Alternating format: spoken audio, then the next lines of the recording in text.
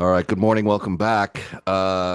Special assignment today. We've brought in one of the industry's best, producer Sandy King, or Sandy King Carpenter, as some of you know her.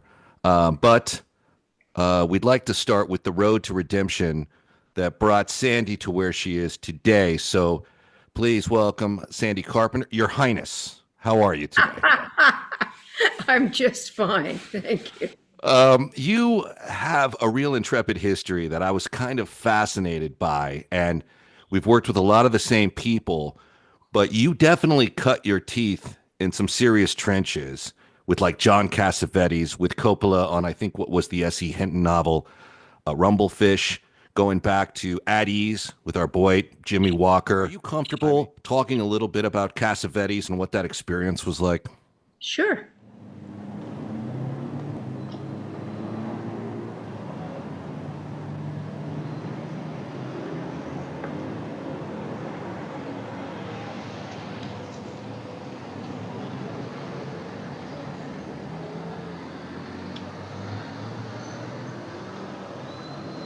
It's all right, Vince. It'll pick up.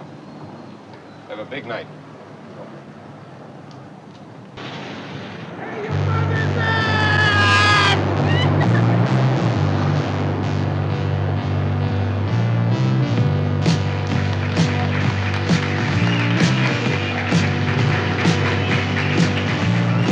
This guy does the whole thing. So we got, he choreographs it, he stages it, he does the whole Don't exaggerate. I do the best I can.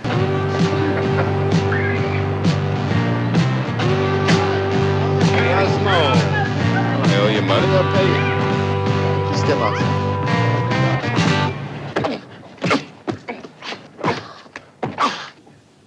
This guy owes us money. He's got to pay. His name is Lean. That is a bookie. Chinese bookie. Wait a minute. I think I understand.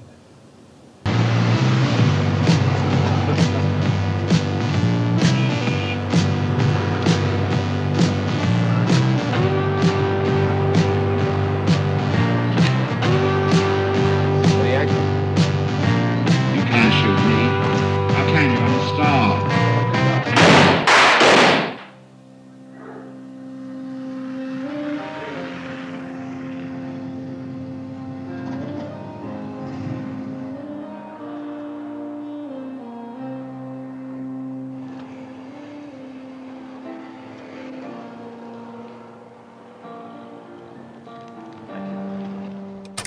We knew him from The Dirty Dozen or Rosemary's Baby, but he was seen as kind of a straightforward, raw filmmaker with direct and purpose. What was that experience like working with that guy? It was fantastic. I mean, basically, Cassavetes worked as an actor so that he could make money to make his movies. Yeah. And it was fascinating. You know, he had almost a repertory company of New York actors who all knew each other and were great actors. And if they weren't in the movie, they were visiting the sets. So that was always fun. And then there were the people who would drop in, like David Bowie, and you'd be sitting there listening to these great conversations between creators. And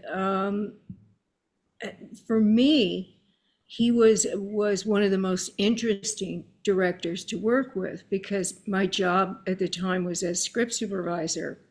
And that job, for people that don't know what we do, was like a liaison between the production, the shooting crew, the editorial staff, and you need to get inside the director's head to serve him. And you could learn from certain directors, particularly the auteur filmmakers, what they wanted, what they were aiming at, and you could be a collaborator in keeping that on track when things go crazier, and in communicating to the editorial staff, you were a through line. So for people like working with Cassavetes or Coppola or John Carpenter, that's a more exciting time. That's more interesting to someone like me. And working with Cassavetes was fun. At one point, he told me one day I had worn some purple, one of those Indian bedspread dresses. He said, wear that tomorrow. I was like, I've never been asked to wear a particular outfit to work by a director. Okay, fine. And I got there, and he kept having me sit into the lighting setups and do things. And on Cassavetes' show, you just did whatever, was going on.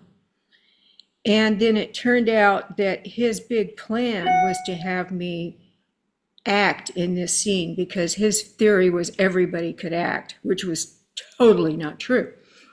And he knew that Ben Gazzara and I didn't really get along that much.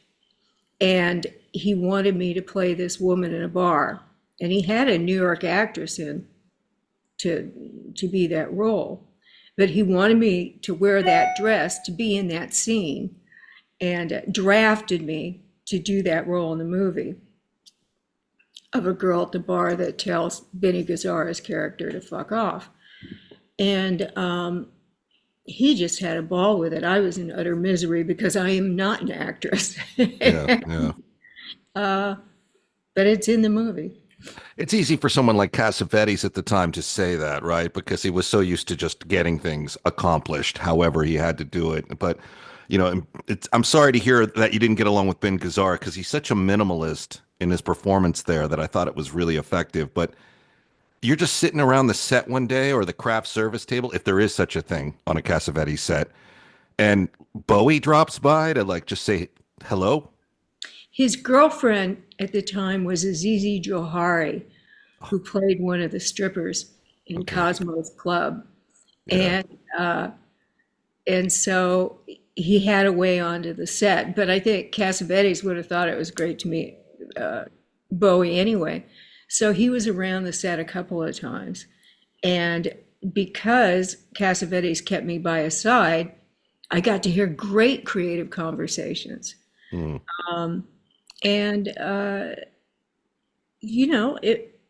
was a great experience. I mean, come on, working with Cassavetes. I mean, you look at these opportunities, and it's just stunning to think of what the film school was like with a guy like that around, or what the playbook was like. Fun fact related to The Killing of a Chinese Bookie, there was an agent, John Hughes, who ran the Anwa agency. He handled James Liu and for a time. And he said his father was the bookie in Killing of a Chinese Bookie.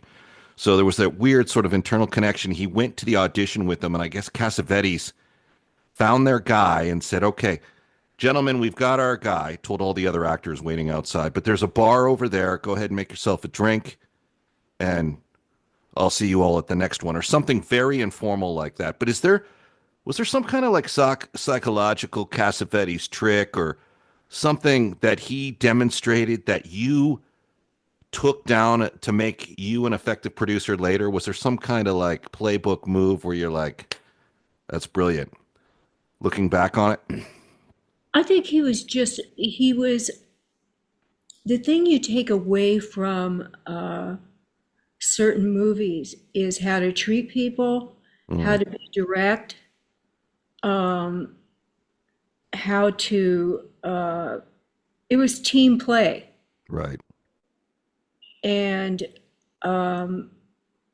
that's what I take into the rest of my producing career, making comics career, anything, which is that it's all about the picture.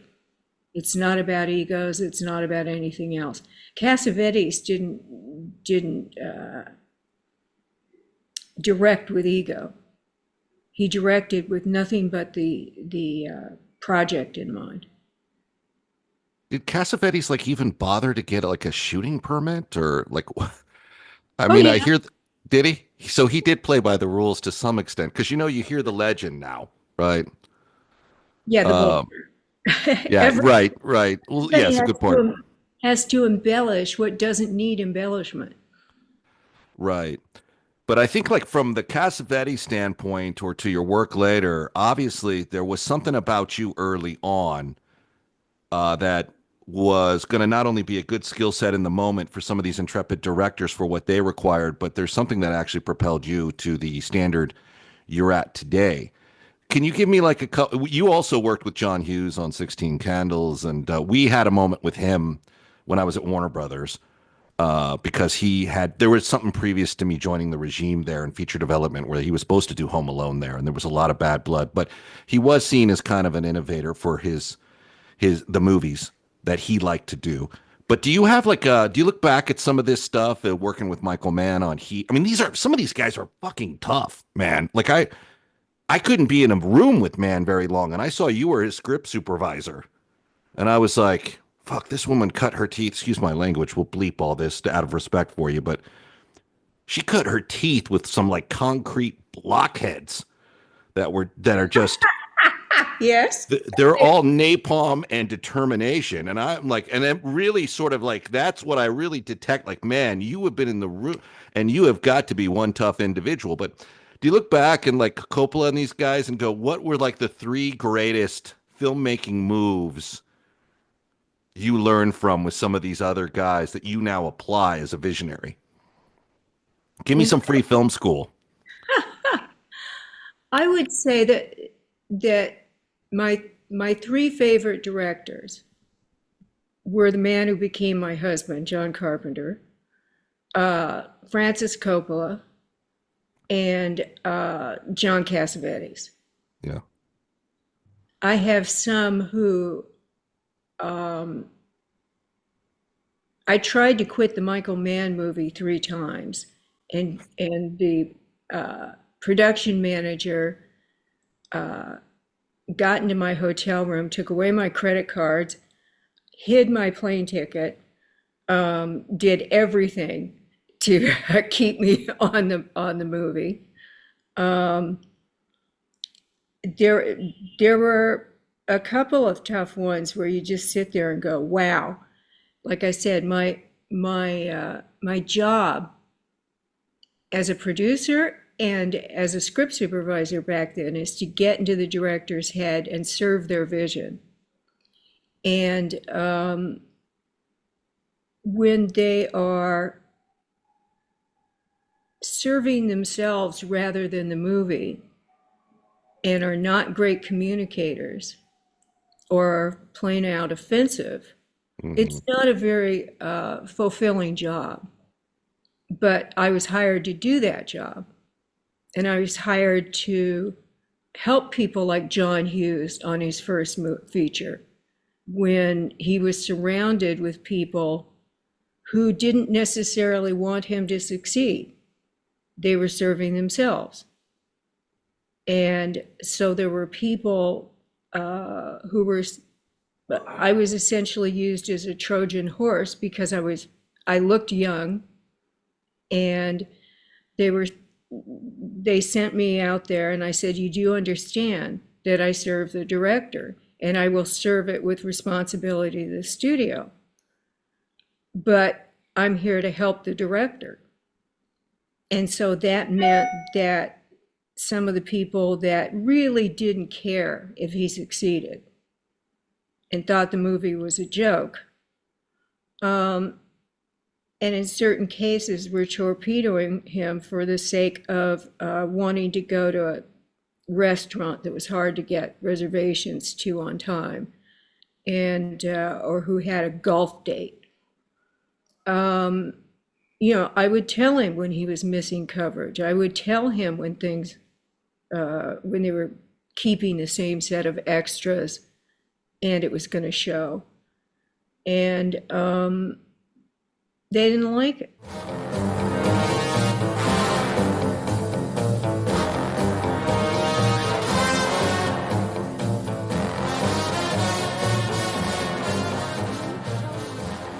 It's the one, dude. Scope it out. She doesn't look like a freshman. Sophomore, dude, sophomore. Fully aged sophomore meat. We do the bus together. Talk to her. Talk, dude. I have a relationship with her. Figured to like 17 digits. You are such a liar. We'll see about that, my man. By night's end, I predict me and her will interface.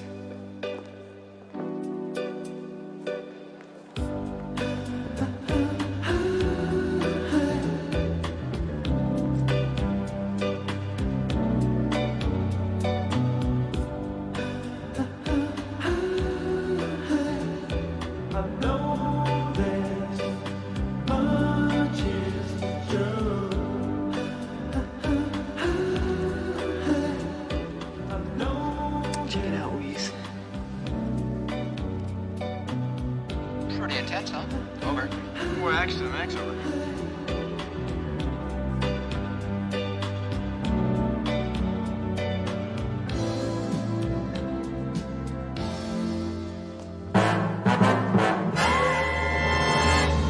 Alright. Need to come around. Crank that, sister!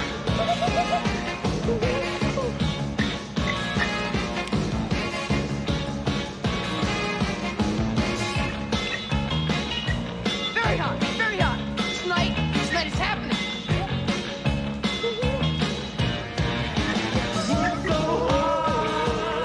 I'm blowing your mind, aren't I? Just getting warmed up.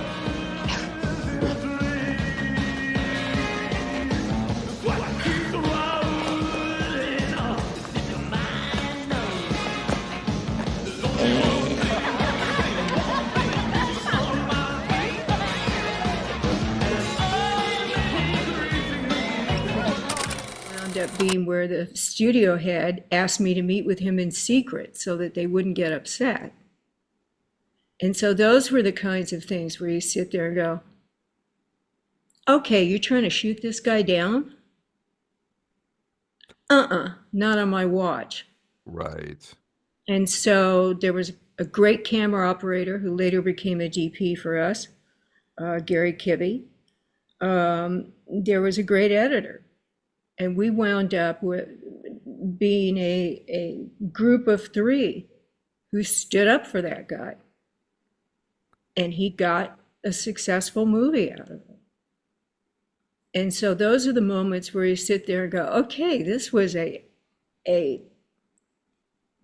tough movie to work on, but you know, it succeeded. When we would have to visit a set at Warner Brothers, we always wanted to talk to the script supervisor because the script supervisor knew everything. They better. They knew absolutely everything. They knew every chess move that was going to be made and every chess move that was made up into that visit. And they would give you an honest assessment. They was like the most powerful person intellectually on the film set, I thought.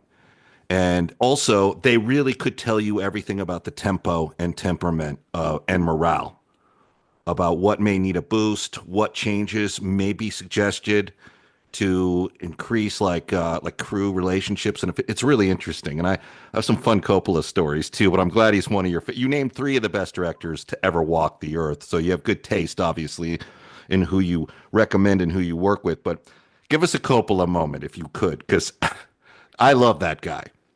Yeah. Hey, Rusty James, just about gave up on you. Watch out, I'll take you on for one. Hey, man. You ready? Let's go. Who's here, man? Huh? I gotta have as many guys as Biff. This is bullshit. But I thought we were supposed to watch Rusty James. What's up, fellas? Hey, Rusty James, where you been? Where were you? I was at Patty's. What's it to you, huh? Nothing, Rusty James, nothing. You're not expecting to find Steve here, are you? Why do you put up with that wimp? I known him since kindergarten, all right? You've got a bad habit of getting attached to people, man. Yep, let's go.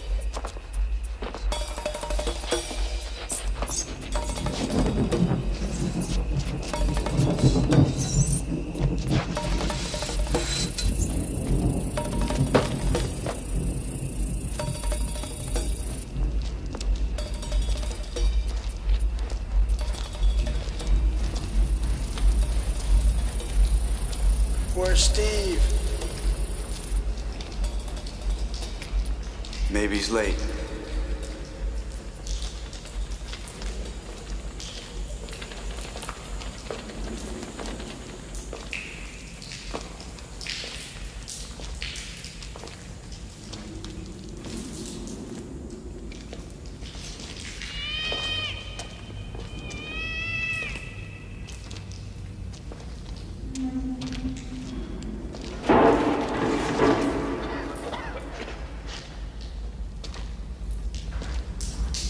Yeah, it looks like we're gonna have to fight ourselves, huh?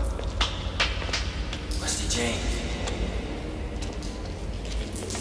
Fucking Steve, man.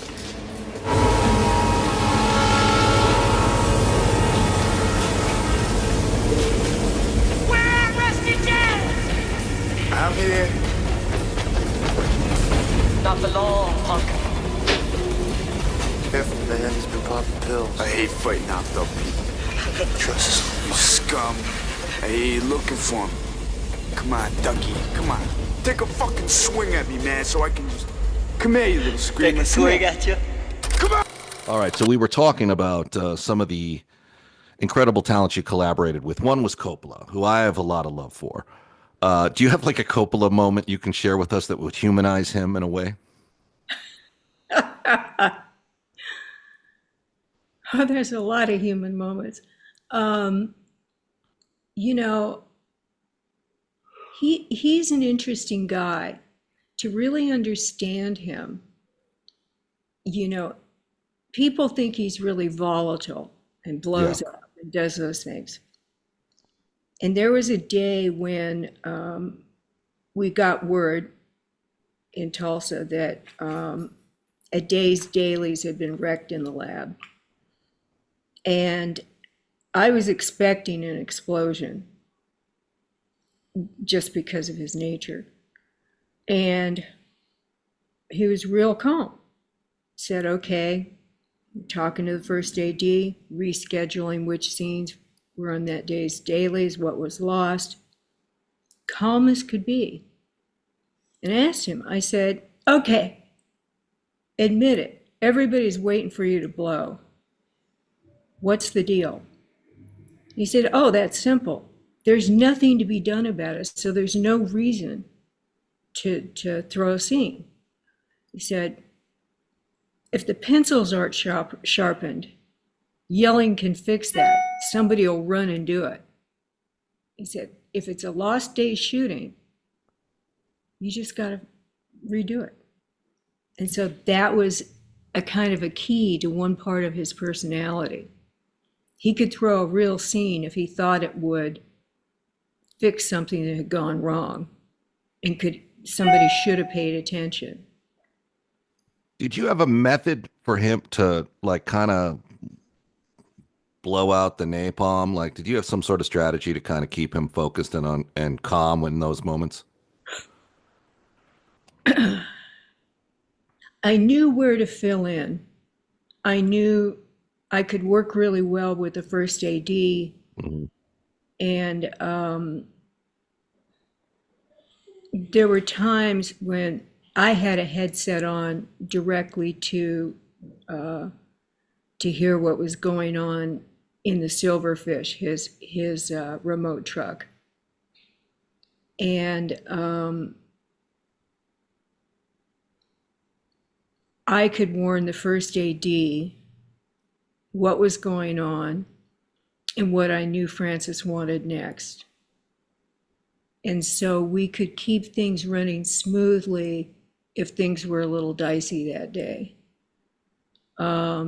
meaning outside forces of some sort, you know, were rattling the cage. And Francis grew to have enough trust in me that at the end of very long days, because I would average things like 102 hours a week on that set. And he trusted me to remember which takes he actually liked, because he wanted to put off choosing takes till the end of the night, but he was exhausted. So I knew which takes he wanted. I knew various other things, and we had a really close collaboration. So I think that the big thing was a trust factor that we built pretty quickly. And the other stuff was, if he ever did blow in my general direction, a while later, he'd come up behind my chair and be rubbing my shoulders and stuff. And I'd say, is that anything like I'm sorry? Yeah. Does this massage come with a pay pump? Yeah, no. But we had a good working relationship. I had come in and completed The Outsiders first.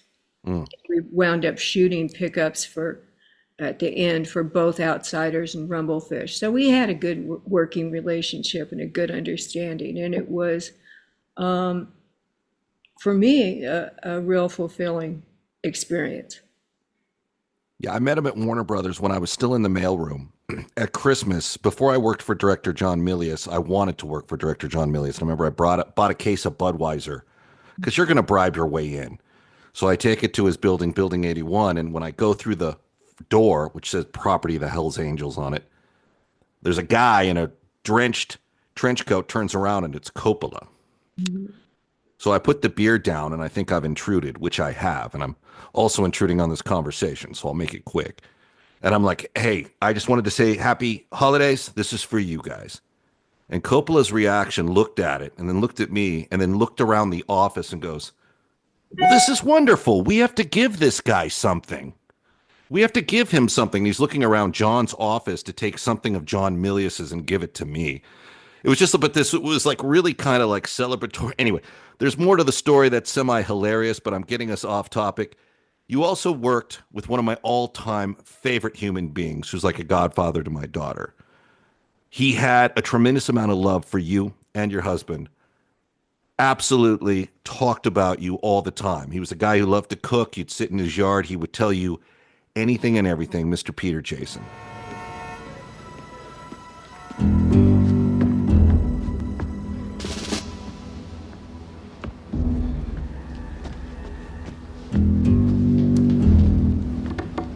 Frank?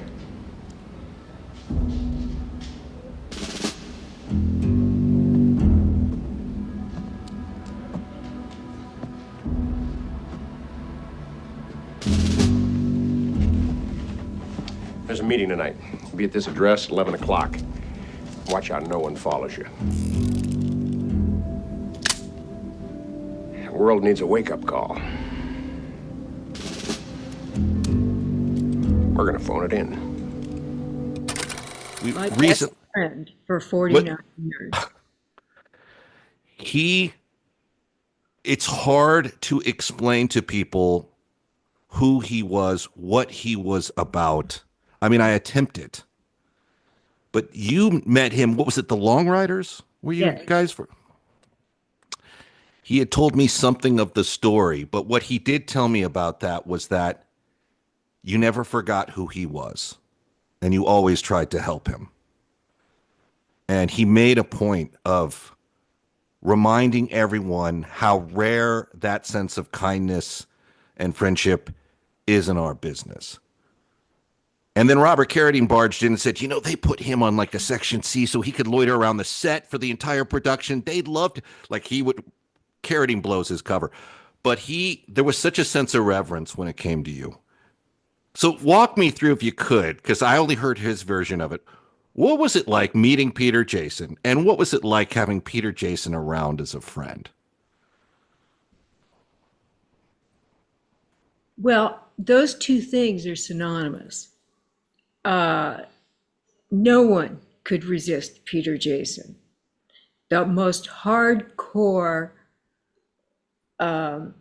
resistor would fall victim, because Peter would figure out they were trying to resist him. They were suspicious of him. They were whatever, because nobody could be that buoyant, positive, engaged in everybody's well-being. he was all those things. I knew him at a point in his life before he got, so I'm not telling tales out of school. He was a major influence in AA. Yeah. I knew him before he was straight, and nobody could ever tell you the difference of the Peter before sobriety and after, because he was just as ebullient. Will tell you the greatest time he had before he got sober and after. People would swear to you after he got sober that he was high. Nope, that's just Peter and his view on life. He helped half of Hollywood find themselves. He was always of service to others forever. He would show up, case in point, when Peter had cancer for many years. Yeah. I had both knees of mine replaced in the last year. The first time, he was feeling better, and he would show up when I was in a recovery place, and he knew I hated the food. He would cook dinner for me and show up every night. The second time through, he was very ill, and he was still calling me every day and wanting to come over with food. And I say, Peter, I figured out how to have DoorDash delivered here, and don't worry about it. You want me to have some delivered to you? And our big thing was, because I'm a cancer survivor, and my big thing, we would always check on each other. But he was, while he was dying, trying to figure out how to help me, who was recovering from a knee replacement. He never stopped trying to help other people, ever. And we spent most holidays with him and his wife. His wife is an astounding human being, just like he. Mm-hmm. And like I said, they're our best friends. And I talked to another one of our buddies, Tim Guinea, another actor, and I said to him, like 2 days after Peter died, and I said, I don't know what to do with that part of me that I knew was coming, but I don't know what to do. And he said, Peter gave us a template for living. He said, why don't we just carry on with that? And it lifted this big weight off my shoulders. And I thought, okay, that's the deal. Peter lives on in us. And, you know, he was in almost all of our movies. My husband was somewhat taken aback when he first met Peter. It was like meeting Tigger. He was bouncy, he was ebullient, he was, you know, everywhere, but he always brought something to every role. He was a great serious actor when people, you know, expected him to be over the top and a clown. Come on, he died in John Wayne's arms. That's right. Yeah. Killed by a swarm of bees, I think, by the way. Continue. But, you know, when I met him on the Long Riders, I didn't know anybody. It was a tough director to bond with. Yeah. We were away from home. You know, it's an old deal where they tell you you're going to be away for 6 weeks and you're gone for 3 months. We lived through hurricanes. We lived through, you know, insane stuff. 3 hurricanes on that show. And, you know, he was the guy who made me know I had a friend there. And he was kept on for run of the show because he was a Pinkerton who his roles kept having to go on and on. I got to know him pretty well. And he was really kind to me. And that forged a friendship that went on for the 49 years. Nick Guest said he's forever grateful to that movie because he met Peter on the shoot. And he's also forever grateful to Jeff Bridges because he didn't want to be the one to shoot Jesse James. Exactly. It was going to be the Bridges brothers, and it wound up being the Guest brothers. Right. I mean, we had all the California brothers. Yeah. Banded together, and and it was funny because I'd work with David Carradine on the Corman films. You know, whether it was pickup shots for Moonbeam Rider or doing Death Sport or doing, you know, all of those things for years. So I knew him. After World War I, the fastest thing on wheels was the motorcycle. And the only thing faster is Fast Charlie, the Moonbeam Rider. One handle it. David Carradine is Fast Charlie, the Moonbeam Rider. And he ain't got no respect for the law, for public property, or nothing. But, you know, then met all the other brothers. And, you know, it's an extensive, ongoing family that we're just all together. Yeah, and many of them have Peter to thank because Peter has the world famous guest house, or had. Oh yeah, and every time somebody got divorced, they lived in it. Yeah, they lived in it. Whatever they were going through, they had a place to call home. And I love, one of the things I loved about Peter is he was a great cook. And the thing I think that defines him best, and I don't know if people grasp, but I said, they were like, what was he like, or what was best? And I said, you know, you would just sit in his backyard and you could just sit there. Yeah. Like there was nothing that you had to say or anything. He just was nice to be around. And, you know, I remember he would sometimes say, hey, can we go to lunch? And I'm like, well, why don't I just bring you something? He's like, no, my wife's here. So I want to go to let's go to Roscoe's. You know, she's a vegetarian. Yep. So he would make me sneak him to like Roscoe's or sneak him out to some Lito's Pizza, which was his headquarters. And I remember he was like the Little Rascals ringleader. I remember one day I'm like, all right, I'll take you back to the house. His car was damaged in an accident. So I did a lot of the driving later on. And I go, I'll take you back. And he goes, no, take me to the pool. There was like some Beverly Hills retirement community with like a saltwater pool that he loitered at. The La Brea Towers. Yes. It had this saltwater pool. Yeah. And he would go there and I'd be like, you want me to take you through no, he's like, no, just pull up here. And he hops out of my car and he jumps the fence. And it turns out he's not a member. I mean, they know him and they told everybody.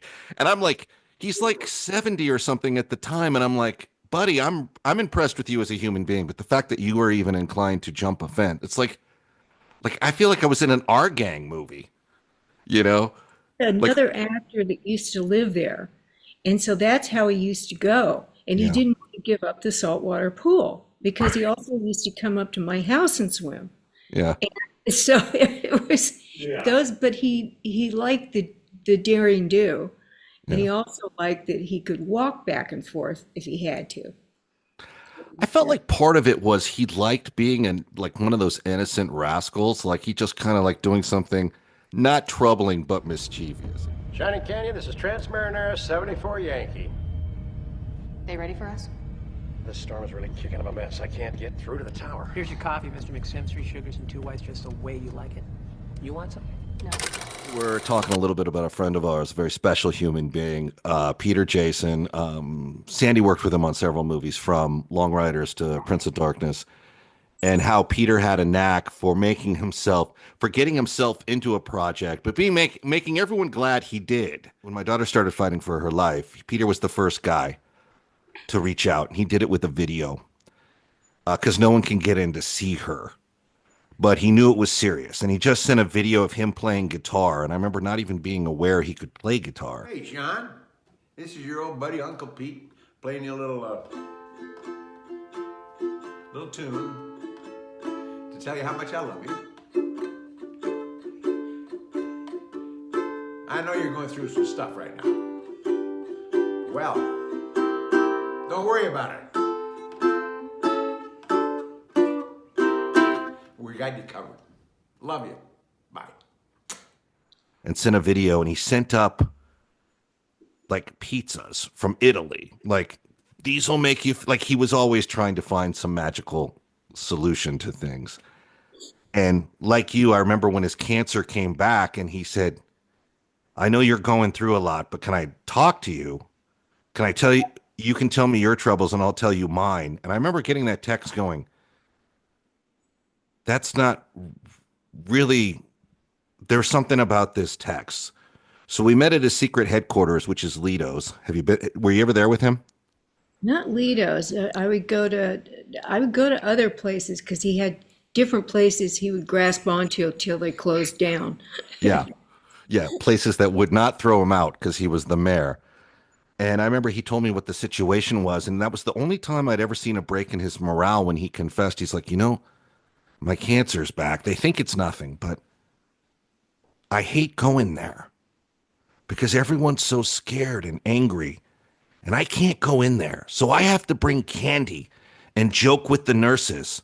I have to bring the morale up because everyone's feeling so desperate and insecure. So his own mortality was matched with his own sense to try to make it better for everyone. Yeah.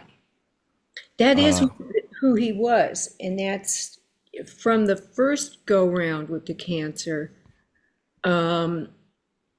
I was the first person he told because he was scared to tell his wife, who, because she lost her father to cancer and other people, she was terrified of the C word. Mm-hmm. And, I gave him some tips and said, you know what, I bet she's going to be better at this than you think, and so on and so forth. And of course, she became a bastion of strength. Yeah. And, but it's those things where I said, well, what are you worried about? You're Irish. Nothing can kill us. That's true. That's in most settings. And by the way, lemon drops are the key to getting through chemo. So, there's little, because you wind up with terrible taste in your mouth from virtually every form of chemotherapy. And so that's my big tip I give all my friends that get cancer. And it just became, the kind of thing of basically you're Irish, don't sweat it. And, unfortunately they were late to the party on diagnosing it. They were. That's a good tip too, by the way. It's interesting because I didn't hear about his passing for a couple of hours. I got a phone call from Daryl Bell, and I remember Daryl saying, you're the only person I know who would know if this is real.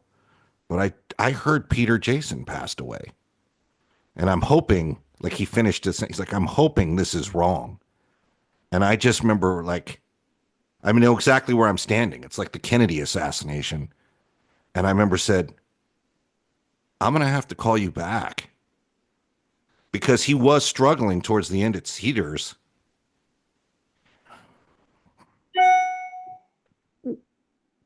And I remember getting the news confirmed. And my daughter wasn't with me. She was at a museum helping a friend. And I picked her up and I just said, hey, because he was like her godfather. I'm like, you have two choices for dinner, Roscoe's or we can go to Lito's. And the first thing out of her mouth is she says, well, Lito's, that's Peter Jason's spot. Is he going to be joining us? And I said, not this time. She has a friend with her, so I didn't want to give her the news. Right. And I remember we drove to Lido's, and I'm walking up to the restaurant, and the light in the sign goes out when I walk up. And I remember thinking like, oh, that's fitting. That's exactly how I'm feeling. Yeah. And I'm just standing there and the light to the sign's out. And I just feel like, fuck. Like how, like you, I think like, how do we, and then I thought, well, he would be telling us to just keep our chin up and keep driving forward and make the world the best place you can make it around us. But I remember just looking at that going like, the light's out. How do I tell my kid this? Those are hard moments. Yeah, he was there. Well, a lot of people were heroes when she was fighting for her life. And you know, it's funny because I like my wife later, we're driving through his neighbor and she goes, let's go by and say hello. And we did. And I remember, Sandy, I was walking up with a card and I'm just like, this feels so weak to me. Like I'm coming with a thing in an envelope to talk to his wife. And she answered the door and her spirits and her morale was impressively intact. You know, because my wife was already kind of coming unglued as soon as she rang the doorbell. And I'm standing there and I was fine. But at the end of it, what got me was she said, you know, he really loved you guys.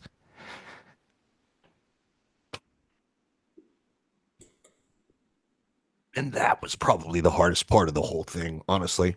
Was that her saying that?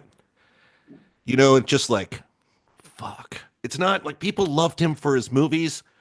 A friend of mine even sent me photos of him at your husband's concert, like mixing it up in the balcony with everyone around him, like the mayor. And people like could sense he was a joyous presence.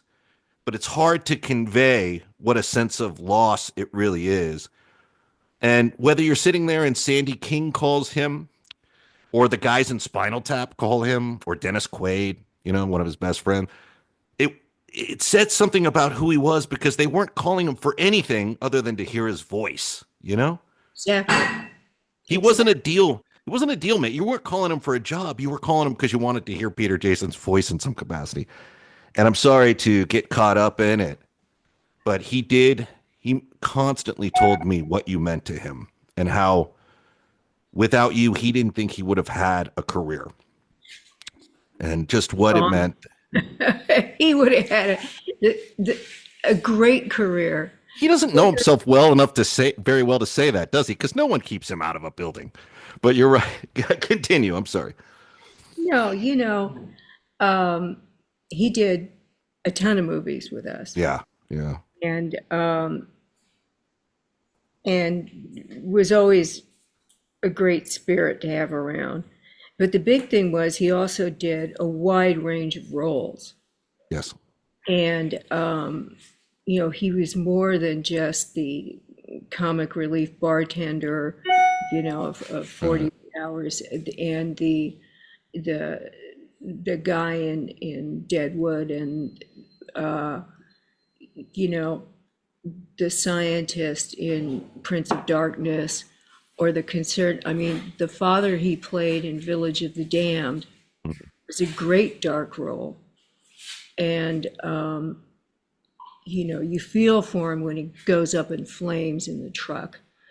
And, you know, every role he did, he brought the humanity to. And he was, he did stuff for Edgar, the younger Rodriguez, Edgar Rodriguez, in his short films, which he always showed up for. And he did, you know, a great priest with exorcisms and stuff. He was a versatile actor. He was a dependable cast member. And then, you know, he went around with Sean, our assistant, doing behind the scenes camera work on Ghosts of Mars. Right. He told me. Yeah, he was everywhere. Yeah. And, he had a great sense of story, a great sense of all of that. And the one thing I feel like I failed him on was getting a book he'd optioned picked up as a movie. I know the book. I know the book you're talking about. Right. And, I wanted so badly to get that set up for him and couldn't quite make it over the finish line with it. And because I think that would have made his millennium, as they would say. But, he had, and we disagreed on movies all the time. Right. We didn't have the same taste, but it was fun to fight movies. It was fun to fight the world together. It was fun to share holidays, and it was fun to be compatriots in all things. I remember once we were having the same fight over a movie, and he stops me and goes, "Hey, which one of us worked with Orson Welles?" Right. Yeah. Right. I'm right. Like, he wouldn't even let me answer. He's like, right. You know where this is going? Yeah, but he always liked to say, yeah, the Duke. You throw it back to John Huston. That book you're talking about stayed at on a table inside his entryway. And I think what Peter would say about your attempt is it meant the world that you tried. Yeah. It really did. Because he knew. What's that? I did. I tried. He knows how difficult these things are, but it meant the world that you tried. And do you have, in closing, like a favorite Peter Jason moment, human moment, or on screen where he, what is? There was an Easter where he and Tim Guinea and another actor, I feel so badly I can't remember his last name, Mark, dressed up in bunny suits with grapefruits.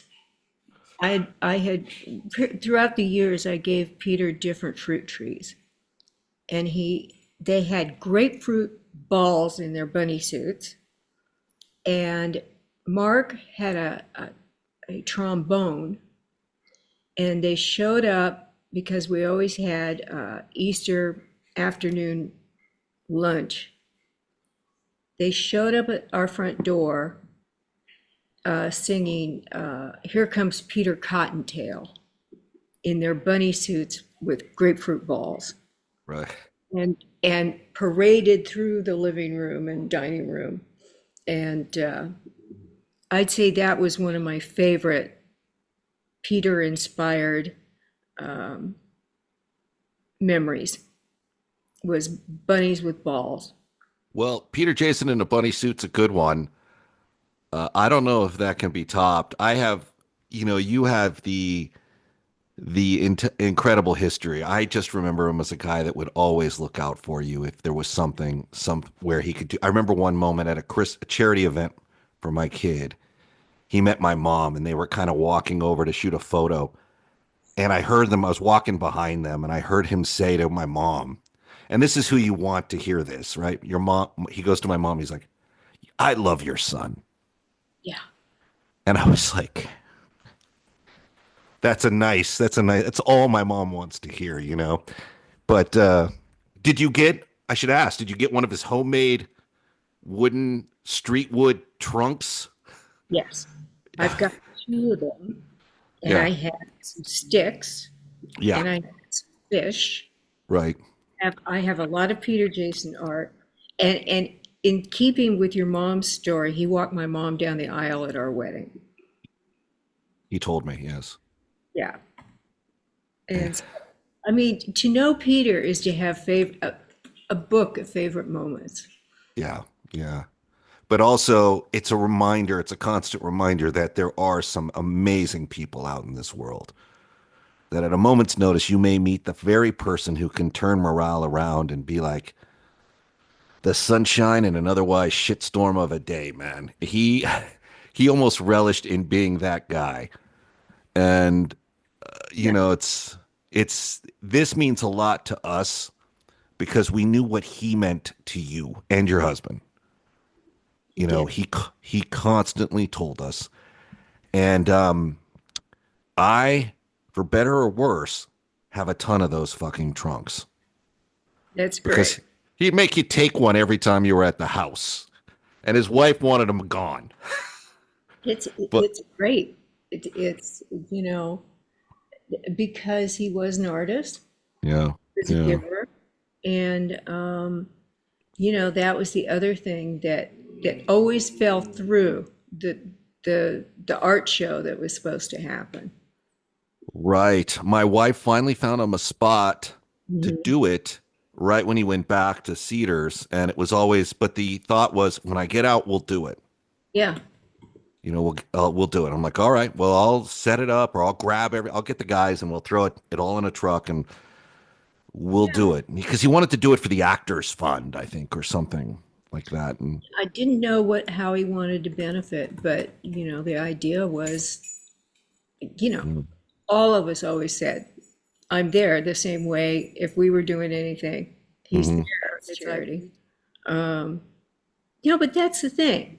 We're all connected, and everybody likes to put Hollywood down. But I've got to say, it's one of the best small towns you can be from. I agree with that. And it's a better town with you and your husband in it. We know what you meant to him. He meant a lot to us, and that kind of goodwill is sometimes hard to find, but very much loved when you get the benefit of coming across it. And I want to thank you for taking the time. I know you've got all kinds of jet-setting meetings to have happen, but to have you pause your busy day to talk about a friend of ours means a lot to us, because we're trying to remember him in the best way possible. Great. I want to thank you. Anything, last word goes to you. Anything anyone needs to know in closing? Just that, watch any movie that he was ever in. Yeah. Watch the TV series he inhabited, because they're unfailingly funny. And do yourself a favor, a little gold will rub off on you. Yeah. And go to Lito's Pizza and have one on us.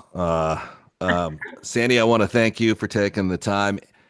We will post any upcoming events related to Sandy King's work in the comic field and upcoming events in general, so people can find them. We'll put a link out there on the newsletter and on the website so you can get involved with. She's actually involved with a lot of intrepid projects. We glanced over it, but it's a wealth of creative entertainment there for you. So that will be available to you, obviously, for the legend, Sandy King. I'm Ethan Dettenmaier. Thank you. Thank you. Thank you, Your Highness. In a major motion picture? Well, you would think the guy who done 200 movies would know how to react. Get him singing for a minute. What the heck's going on here? Everybody seems to be making a major motion picture here. What's going on? What are you looking at? The good-looking man that I Let me show you. see many times. Baby. So what's going on? We're getting ready, my friend, for the Christmas Carol. Hark the herald angels sing, glory to the newborn King, peace on earth and mercy mild, something like that. Well, I better go learn my lines. Nice talking to you.